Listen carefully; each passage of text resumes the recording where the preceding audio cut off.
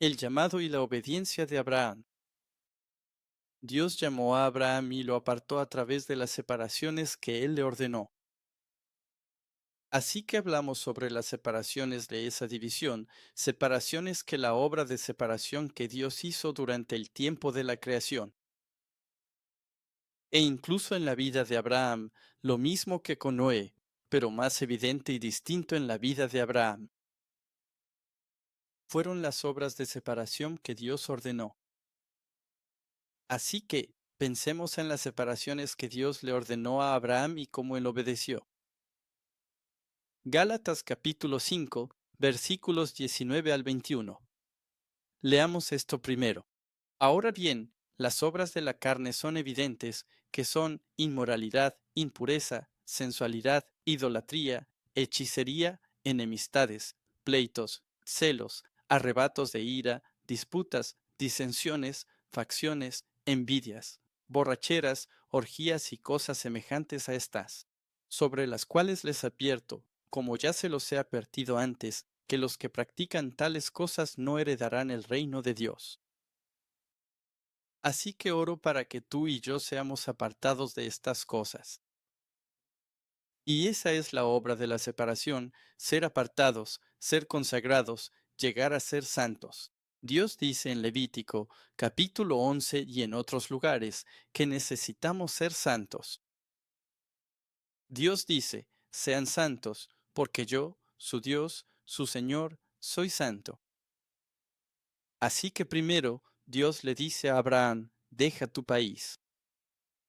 Hechos, capítulo 7, versículos 2 y 3. Leamos Hechos, capítulo 7,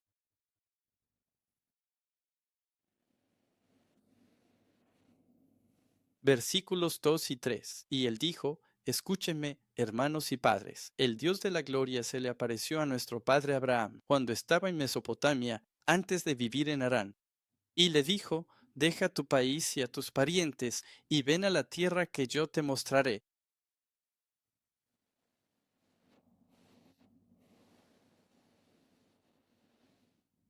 Así que le dice que deje su país. El país es el origen de uno, sus raíces, su hogar, su orgullo, su seguridad. Y así Dios está diciendo, si quieres ser heredero del reino de los cielos, primero tienes que dejar tu país.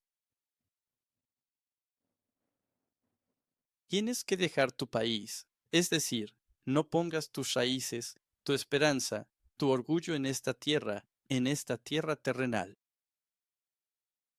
Y Hebreos 11, versículo 16 y los siguientes nos dicen que Abraham no consideró esta tierra su hogar. Él siempre consideró el cielo como su hogar. Así que deja tu país, es decir, necesitamos considerar el reino de los cielos como nuestro país. Él le está dando una nueva ciudadanía a Abraham. Ur de los Caldeos era una ciudad de ídolos. Así que Dios está diciendo, deja esa ciudad de ídolos, deja ese lugar. ¿Y qué hay del lugar? ¿En dónde estamos viviendo? ¿Qué hay del ambiente de vida, la atmósfera, el lugar en el que vives hoy? ¿Estamos rodeados de ídolos? Creo que sí, creo que sí. No solo ídolos físicos. ¿Cuáles son los ídolos en nuestra vida? ¿Cuáles son los ídolos en nuestra vida? La definición que escuchamos muchas veces es algo que amamos más que a Dios. Creo que también es algo que ocupa la mayor parte de mi mente, mi tiempo. Algo que me quita el tiempo que se supone debo usar con Dios, pasar con Dios.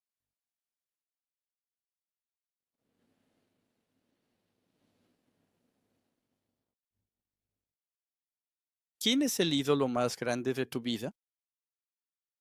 Le di una pista. La pregunta era ¿quién es el ídolo más grande de tu vida? Está en esta palabra ídolo. Y yo soy el ídolo más grande. En segundo lugar, dice, deja la casa de tu padre. ¿Qué es la casa del padre? De nuevo, mis raíces, mi personalidad, formas de vida, dependencia. Y también, a veces, la culpa de mis errores la tiene mi carácter, mi forma de nacer. En vez de arrepentirnos de nuestros pecados, decimos, ay, no puedo evitarlo porque nací así.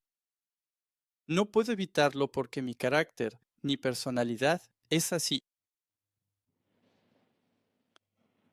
Él dice, deja la casa de tu padre.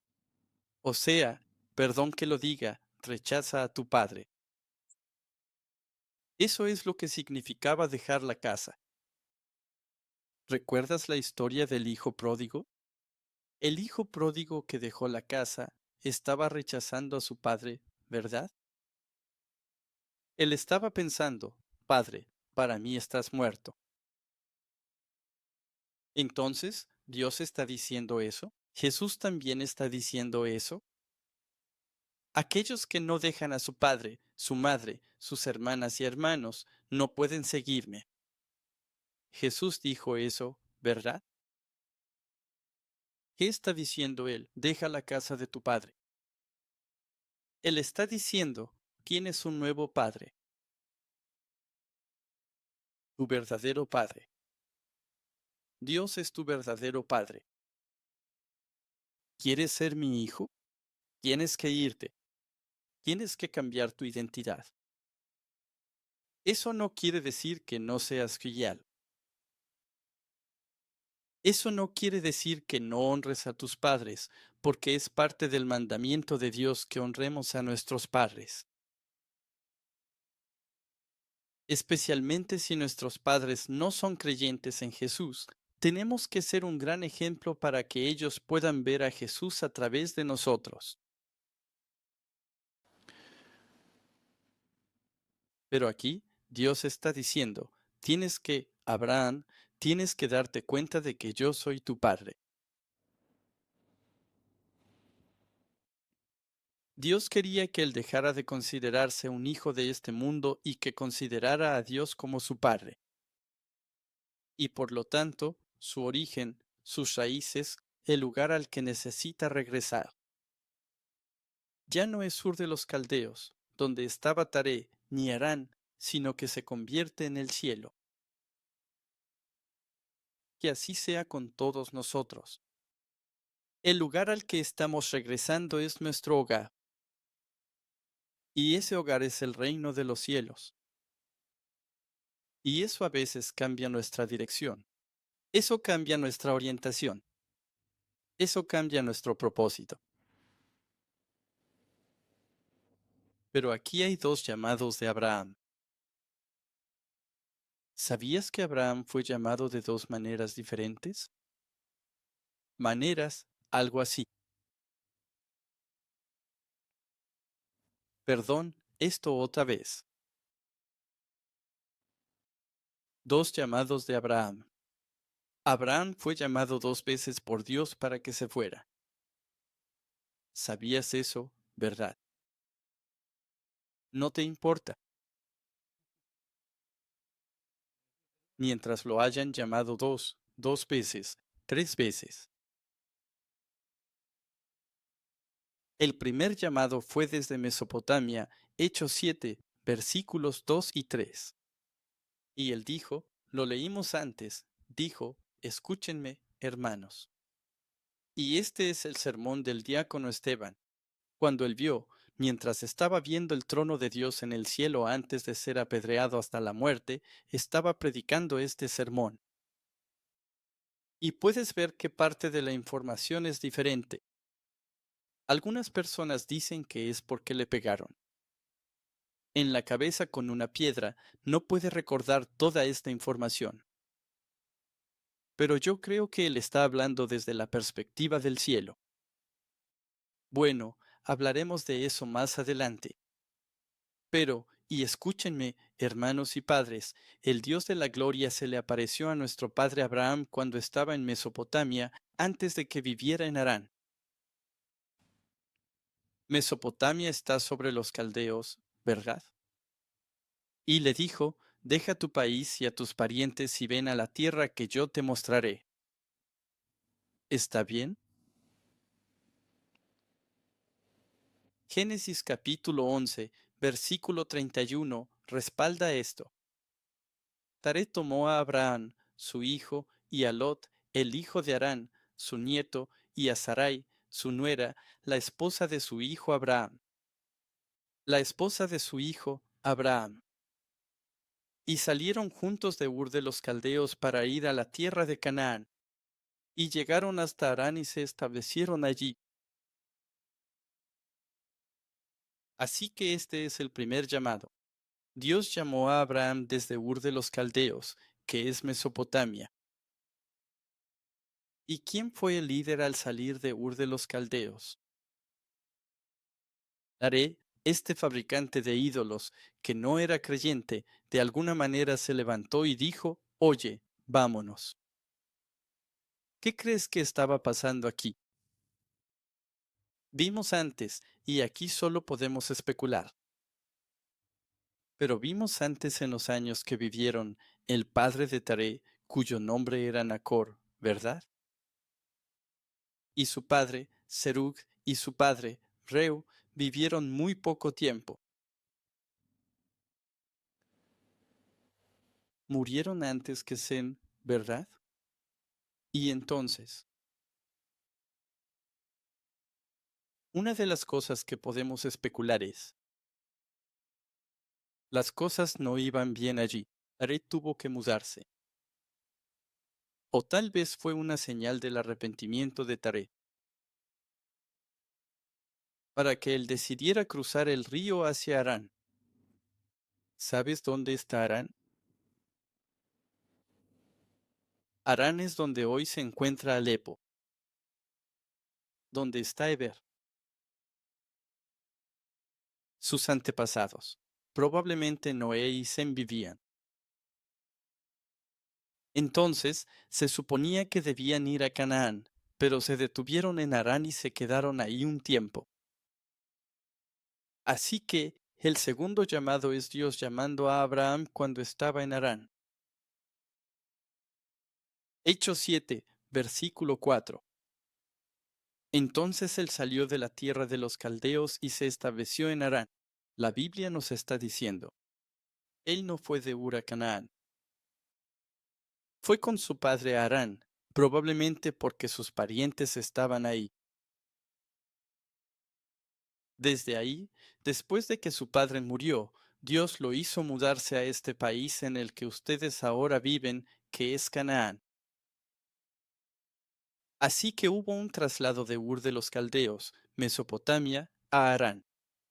Se establecieron ahí, no sabemos cuántos años. Y desde ahí, Dios lo llamó de nuevo. Y eso está en Génesis capítulo 12. 12, el pasaje que conocemos muy bien. Dios lo llamó, ¿verdad? Así que, Abraham, esto solo muestra el versículo 4.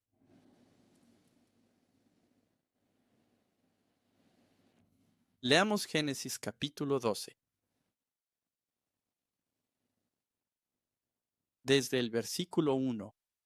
El Señor le dijo a Abraham, sal de tu país, de entre tus parientes, de la casa de tu padre, a la tierra que te mostraré, y haré de ti una gran nación. Justo antes de esto. Génesis capítulo 11, versículo 31, lo leímos antes. Taré tomó a Abraham, su hijo, y a su nuera, la esposa de su hijo Abraham, y salieron juntos de Ur de los Caldeos para ir a la tierra de Canaán.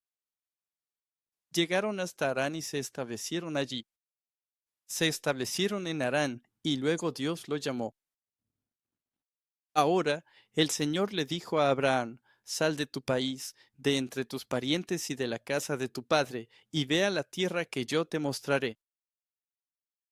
Y luego, en el versículo 4, Abraham partió tal como el Señor le había dicho, y Lot fue con él. Abraham tenía 75 años cuando salió de Harán. Así que este es el segundo llamado. Génesis capítulo 12, que conocemos, es el segundo llamado. Dios lo llamó primero, cuando estaba en Ur de los Caldeos. Y luego, ahora, se estableció en Harán con su papá, pero Dios lo llamó de nuevo. ¿Puedes notar la diferencia entre los dos llamados en cuanto a lo que él debe dejar? Aquí, en el versículo 1, Dios dice, sal de tu país, de entre tus parientes y de la casa de tu padre. Así que puedes ver que en Harán el padre está ahí. Y también había parientes ahí, ¿verdad? No eran solo, ya sabes, Lot, Taré y la esposa de Abraham. Había parientes ahí. Por eso Dios dice, deja a tus parientes. Versículos de vuelta a Hechos, capítulo 7.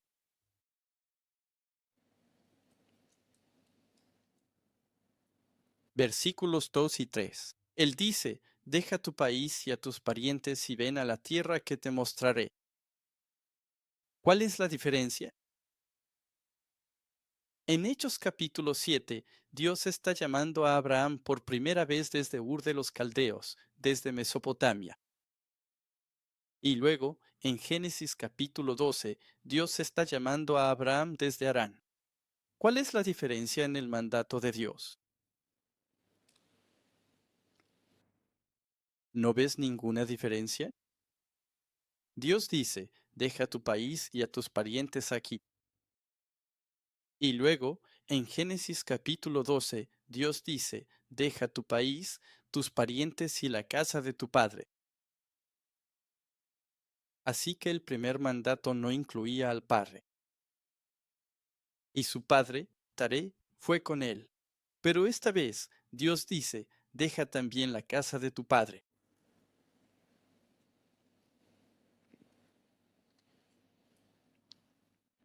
Así que en el segundo llamado, Génesis 11, versículo 32, lo leímos.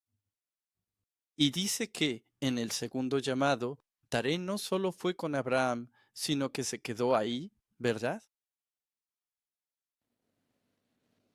En el primer llamado, Taré fue con Abraham y se estableció ahí en Harán. Pero en el segundo llamado, Taré no fue con Abraham. Pero, dice, entonces él salió de la tierra de los caldeos y se estableció ahí en Harán. Desde ahí, después de que su padre murió, Dios lo hizo ir a este país en el que ustedes ahora viven. ¿Verdad? Entonces, supuestamente Abraham salió de Harán después de que su padre, Taré, murió. Por eso dejó a su padre. ¿Hay algo mal con eso? No, ¿no ves nada malo? Capítulo 11, versículo 32. Los días de Taré fueron 205 años. Eso ya lo vimos antes, ¿verdad?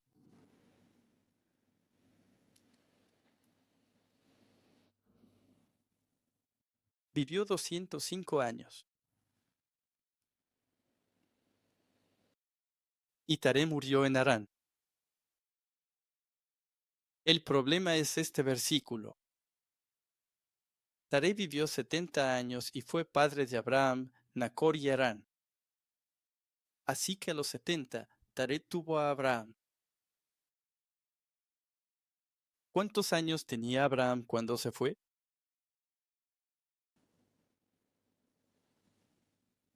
¿Puedes hacer el cálculo con estos datos? Taré tenía 205 años cuando murió. Abraham salió de Harán después de que Taré murió. Y Abraham era 70 años menor que Taré, ¿verdad? Entonces, ¿cuántos años debería tener Abraham? 205. 205 menos 70. ¿Cuánto es eso? 135. ¿Tenía 135 años cuando salió de Harán?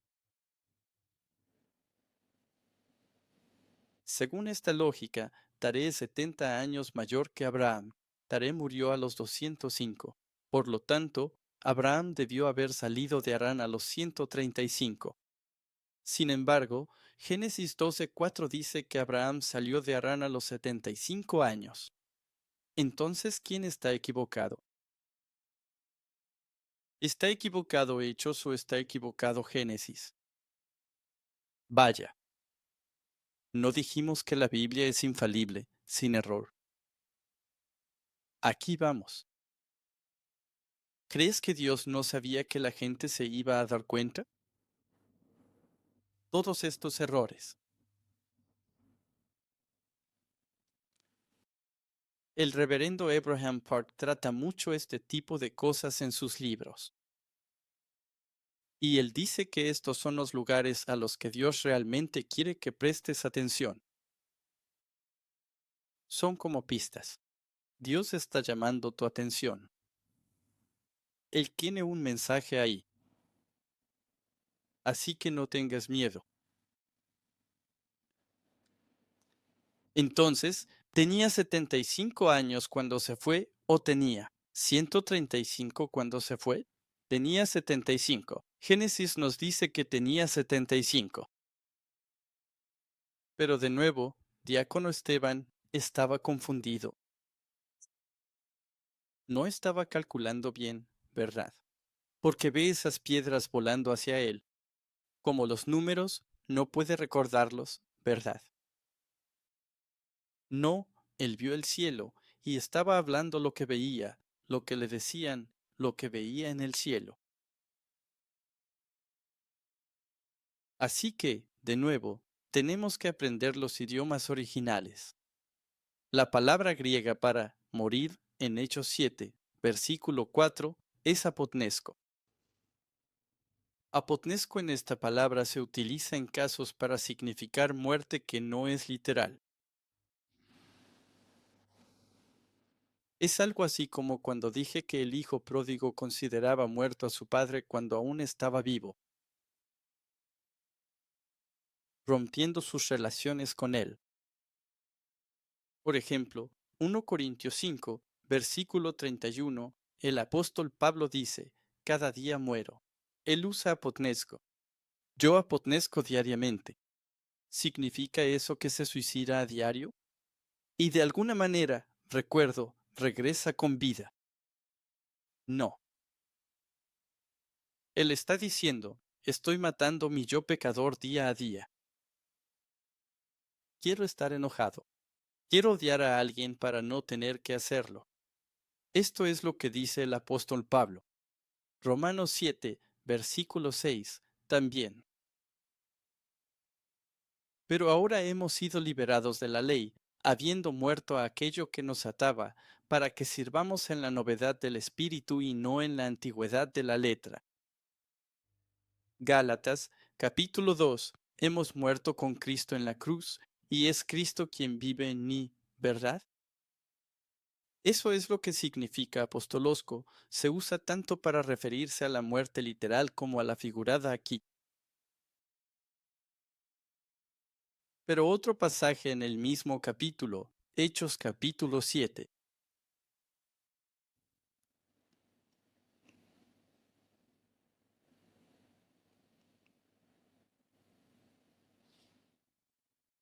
versículo 15, y Jacob descendió a Egipto, y allí murieron él y nuestros padres. Es el mismo autor, el mismo orador, ¿verdad? Antes, en el versículo 4, usó apotnesco para referirse a la muerte de Taré. Pero aquí usa una palabra diferente para referirse a la muerte de Jacob. Y esto es muerte literal, telutao. No puedes ver eso, ¿verdad? En griego no es apotnesco. Es telutao. Esto es muerte literal. Así que usa dos palabras griegas diferentes para referirse a dos tipos distintos de muerte. Entonces, la muerte de Taré no estaba hablando de una muerte literal. Pero tera significa retrasar en hebreo. Significa posponer. Él retrasó la voluntad de Dios. Parece había convertido en la razón por la que Abraham se retrasó en ir a Canaán un obstáculo en el camino de fe de Abraham. Por eso Dios dijo, deja la casa de tu padre. Si Tare hubiera muerto literalmente, Dios no habría tenido que decir eso, ¿verdad? ¿Quién o qué es tu tarea hoy? Sabemos que necesitamos ir y tú y responder al llamado de Dios. Pero siempre hay ese terror en nosotros que nos retrasa, que nos detiene, esa conexión humana o ese lazo o apego. Porque no puedo dejar mi adicción o no puedo. Algo que nos está deteniendo. ¿Cuál es ese terror para ti? Dios está diciendo, deja eso atrás. Dios primero dice, cambia tu país por el reino de los cielos. Ustedes son ciudadanos del reino de los cielos. Cambia a tu padre. Dios dice, yo soy tu padre. Ustedes son hijos de Dios. Y ahora Él dice, deja tu terror.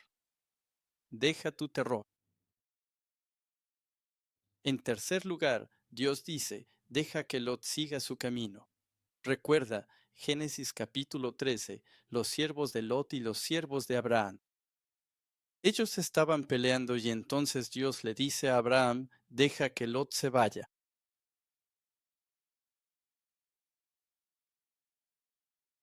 Dios quería que él cortara cualquier esperanza y conexión duradera con los lazos mundanos. Y cualquier cosa que cause disputas, cualquier cosa que cause bloqueo o interrupción para avanzar. Para la obra de Dios. Conexión humana, apego humano. Así que Abraham deja que Lot se vaya. Y Abraham le dice a Lot, cualquier tierra que elijas es tuya. Como tío, pudo decir, soy mayor, escojo primero, luego vas tú. Pero entonces Abraham dijo, es toda tuya, lo que quieras escoger, y yo me iré por el otro lado. Lot eligió la mejor parcela de tierra. Pero Dios bendijo a Abraham en Génesis capítulo 13. A donde vayas, mira a tu alrededor. Todo lo que veas es tuyo, y bendigo esa tierra, te bendigo. La buena elección de este mundo versus cualquier lugar, pero donde Dios va contigo. ¿Cuál vas a elegir? Donde Dios bendice y Dios está contigo es el lugar de gran bendición, la verdadera bendición. Y entonces, cuarto, Él dice, despide a la mujer y a su hijo, Ismael. Sabes, cuando Dios le prometió por primera vez a Abraham, te daré un hijo, no dijo que tenía que ser a través de Sara. Dijo, es tu descendencia. Así que la idea de Sara fue, como ya estoy muy vieja, ni siquiera menstruo, y es físicamente y biológicamente imposible que tenga un hijo. Tú puedes tener un hijo y cumplir la palabra de Dios a través de Agar. La intención era buena, pero el método fue, así como cuando vimos que Noé siguió cada instrucción según lo que Dios dijo, eso no pasó aquí. Como resultado, vemos en Romanos 9 que Dios dice, Él no es mi hijo. Él no es el hijo prometido, mándalo lejos. Sabes, para Abraham, Ismael también era su hijo. Su primer hijo, a quien le dio su amor durante 13 años antes de que naciera Isaac. ¿Crees que puedes mandarlo lejos? Pero en nuestra vida no tenemos que aplicarlo a nuestros hijos físicos. En nuestra vida, Ismael es el gran error que he cometido. En nombre de hacer la obra de Dios, en nombre de la fe, algo que he hecho mal. ¿Eres capaz de aceptarlo? ¿Y eres capaz de dejarlo ir? Mi pasado oscuro o el pasado vergonzoso, todavía te persigue. ¿Todavía te llama la atención eso? El nuevo hijo, Isaac, representa a Jesucristo. Es un presagio. ¿Vas a servir a los dos? ¿Vas a tener a los dos hijos? Tu hijo pecador y luego el Cristo, el verdadero hijo. Y Dios dice, deja ir a ese hijo. Abraham probablemente lloró muchos días. Es tu hijo, es mi hijo. Le dedicó tanto tiempo y esfuerzo. Le di mi amor a este niño. Ahora tiene que irse. Ismael fue el fruto de sus pensamientos carnales, de malentender los caminos de Dios. No pudo esperar el tiempo señalado por Dios. Por eso cometió ese error. Dios quería que se arrepintiera y dejara sus propias formas de creer atrás. Gálatas 4, versículo 30. Pero ¿qué dice la Escritura? Echa fuera a la esclava y a su hijo, porque el hijo de la esclava no será heredero junto con el hijo de la libre. Así que, hermanos, no somos hijos de la esclava, sino de la libre. Y luego, por último, Dios le dijo a Abraham, sacrifica a Isaac. Como si no hubiera sido suficientemente difícil despedir a Ismael. Dios dice, Abraham, ahora toma al hijo. Juan, Isaac. Dios, ese es el único que tengo. Toma al hijo, sacrifícalo en holocausto. ¿Tú podrías hacer eso? ¿Quién es tu Isaac? Sabes, podemos pensar en nuestros propios hijos. Pero, ¿quién es tu Isaac? Él es él. Isaac es la respuesta que Dios me dio. Él es el cumplimiento de la promesa. Él es la única esperanza por la que vivo. Él es la prueba de que Dios está vivo. ¿Y Dios, quieres que yo tire eso a la basura? ¿Y recuerdas lo que dijo Dios? Aparte del amor paternal, aparte de la relación entre padre e hijo, ¿sabes? ¿Qué padre puede matar a su propio hijo? ¿Qué madre puede matar a su propio hijo en un holocausto, verdad? Pero aparte de ese apego humano y esos sentimientos y emociones humanas, Dios, no tiene sentido lo que dices. Porque tú eres quien me dijo que tendría descendientes tan numerosos como las estrellas del cielo a través de este hijo. Pero este hijo aún no está casado. Este hijo no tiene descendencia, no tiene heredero. Y quieres que lo mate. Entonces, ¿en qué te conviertes tú, Dios? ¿Qué hago? ¿A cuál de los dos escucho? ¿Lo mato o creo en tu pacto y lo preservo para poder tener muchos hijos y descendientes? La palabra de Dios parece contradecirse a sí misma. ¿Hay momentos así en nuestra vida? Dios, ¿cuál de las dos? ¿Por dónde? Entonces decidimos, oh, como esto fue un sueño y aquello fue una revelación, tal vez descarto el sueño.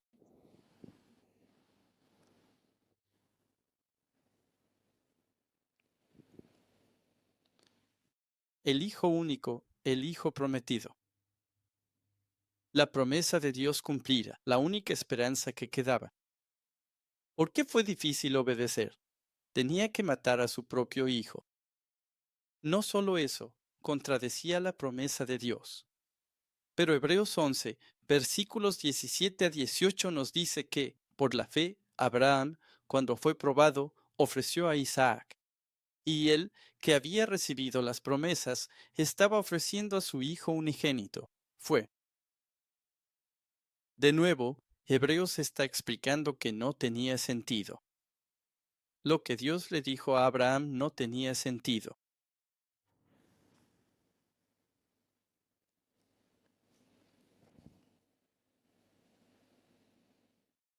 Conclusión. El secreto de la obediencia de Abraham.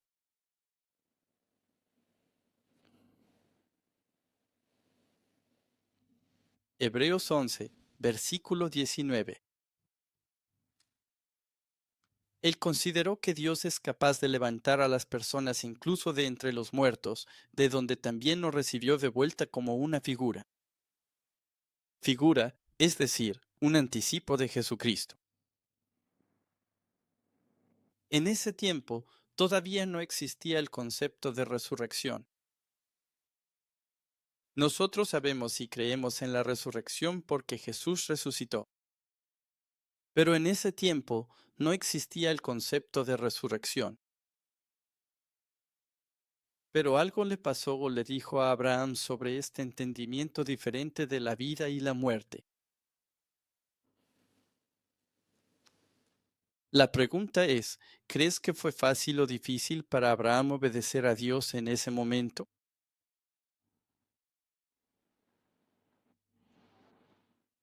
Es difícil, ¿verdad?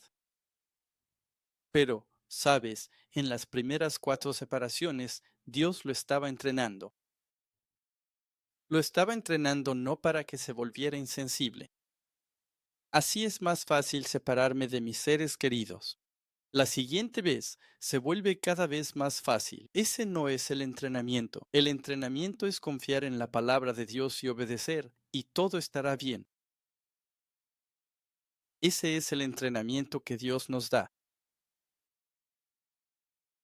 Abraham realmente creía que Dios es capaz de resucitar a las personas, incluso de entre los muertos. Abraham dijo, Dios, ahorita no tiene sentido para mí lo que haces. No es porque tú no tengas sentido, es porque yo no tengo el entendimiento. Dios está en un mundo mucho más dimensional si lo comparamos en el ámbito físico. Nosotros solo vivimos en un mundo tridimensional, así que no entendemos lo que Dios está haciendo.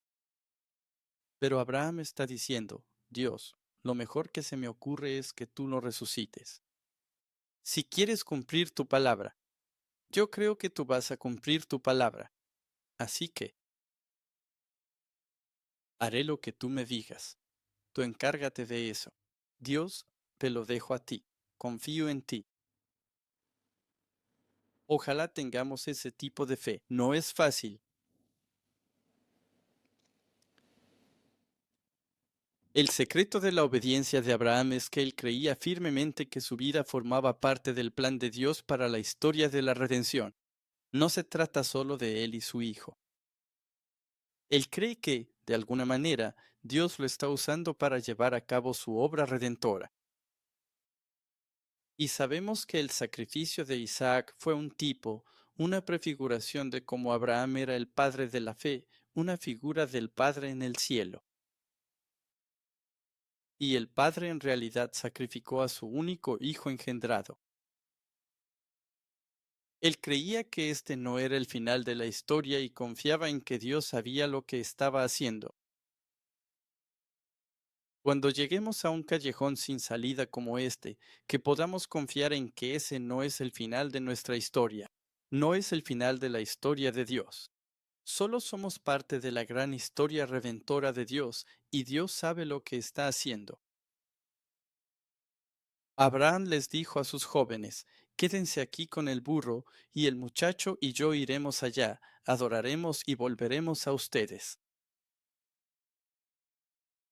Abraham iba a sacrificar a Isaac, y les dijo a los siervos, iremos a adorar, ¿y cuántos regresarán?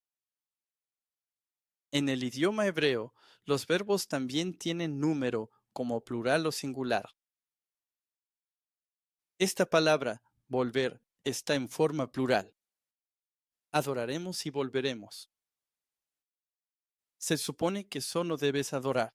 Y solo uno regresó, uno ya muerto allá arriba, ¿verdad? Pero él dice, volveremos. ¿Está tratando de mentir y engañar a los siervos? Y Isaac, que está escuchando esto, tal vez, pero creemos que es su fe.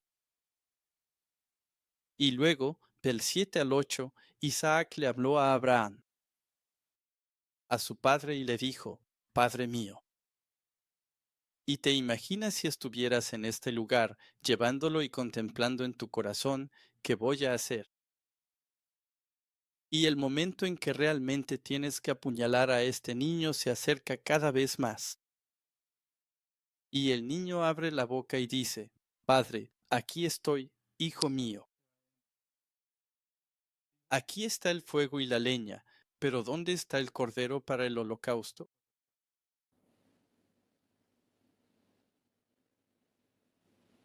¿Qué le dirías? Hijo, eres tú. Abraham dijo, Dios proveerá para sí mismo el cordero para el holocausto, hijo mío. Wow, eso es fe. Y literalmente, la traducción literal de esta respuesta es, Dios verá para sí mismo el cordero para el holocausto. ¿Qué significa eso? Él será el cordero para el holocausto. Entonces Abraham alzó sus ojos. Sabes, Dios dijo, detente, Abraham, no mates a ese niño, ¿verdad? Y he aquí, detrás de él, un carnero atrapado en el matorral por sus cuernos. Y esta palabra, la palabra hebrea, detrás, no suele traducirse como detrás en el sentido espacial.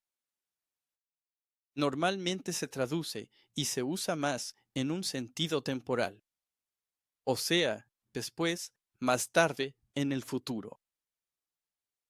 Así que si lo traducimos de esa manera, he aquí, él vio en el futuro un carnero atrapado en el matorral,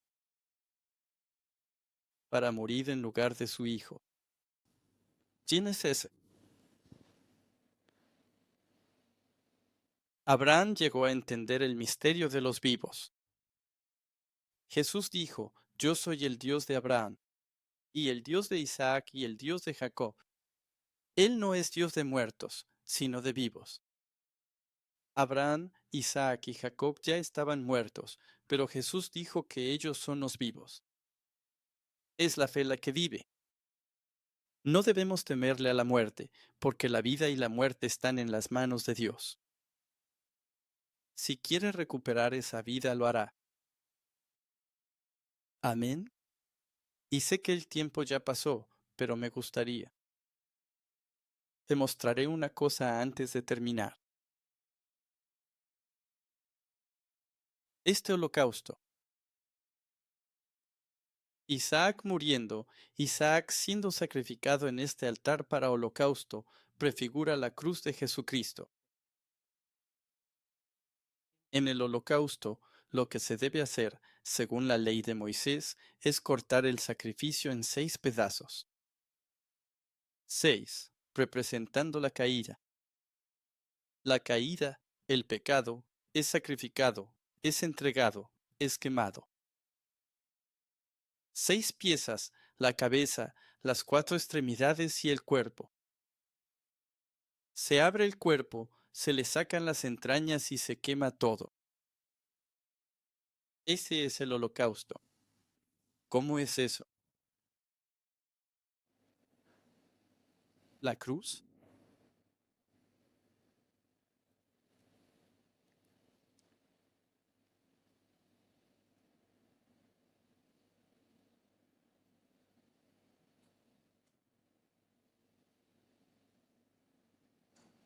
Figura de palo muy mala. La cruz no mata por asfixia, por fijación o por hemorragia.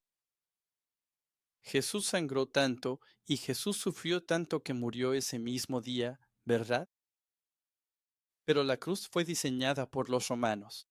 Y hasta hoy, muchas personas que estudian la cruz, la crucifixión, dicen que esto es, probablemente, en toda la historia de la humanidad, una de las formas más crueles de matar a alguien. Y este era un castigo capital que se daba a los traidores nacionales. ¿Cómo se llama eso? Traidores y criminales realmente, realmente malos.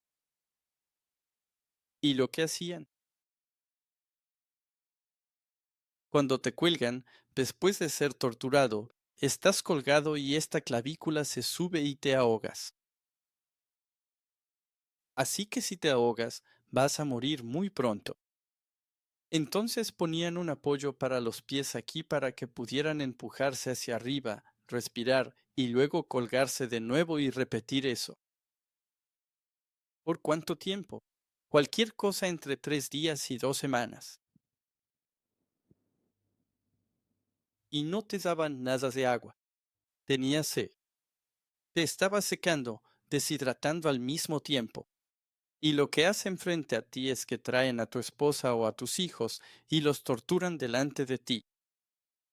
Así que mentalmente estás pasando por dolor. Físicamente te estás muriendo. Delante de ti están violando a tu esposa. A tus hijos les están sacando los ojos. Te estás volviendo loco, pero no puedes morir. Sigues vivo, ¿verdad? Y lo que realmente los mata. Esto no estoy dibujando por segunda vez hoy.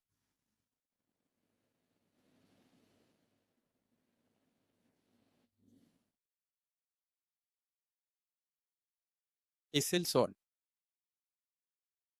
El calor abrasador del sol, sin sombra. Y, ya sabes, la temperatura allá se pone increíblemente caliente.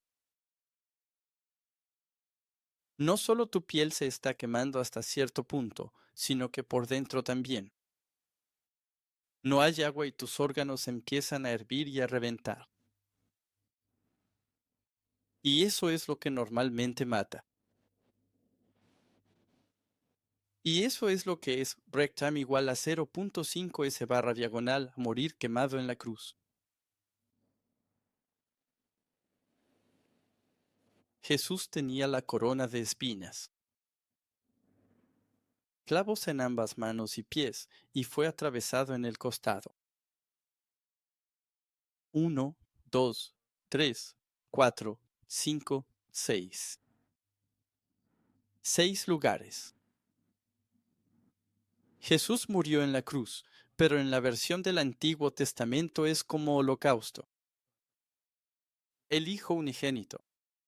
Dios está diciendo, Abraham, te salvé de matar a Isaac porque solo eres una sombra de lo que voy a hacer.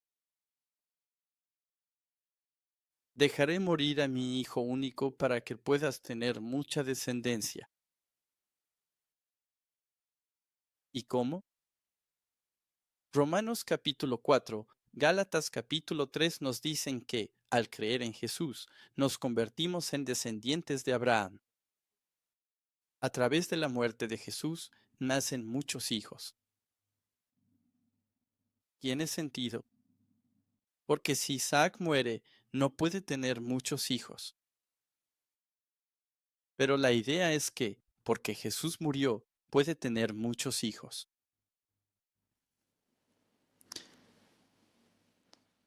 Oremos. Padre Celestial, te damos gracias por darnos este tiempo para reflexionar sobre el sacrificio de Jesús, prefigurado y anunciado incluso desde la época de Abraham.